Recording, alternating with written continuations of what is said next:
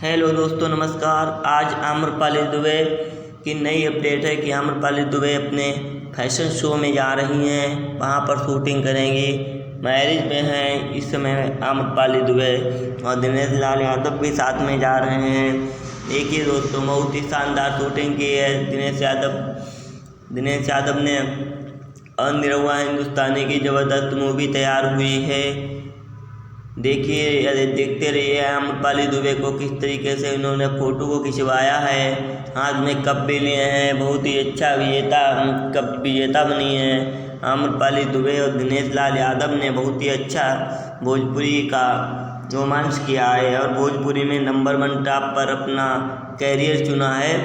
ये दो भोजपुरियों ने पूरी दुनिया को हिला दिया है पिक्चर के मामले में, किसी भी चीज़ के मामले में बहुत ही ज़बरदस्त। और दोस्तों, अगर चैनल पर पहली बार है तो चैनल को सब्सक्राइब अवश्य कर लें, वीडियो को लाइक ज़रूर करें। आपकी मेहनत मेरी मेहनत आप सभी लोगों के चैनल सब्सक्राइब से मिलती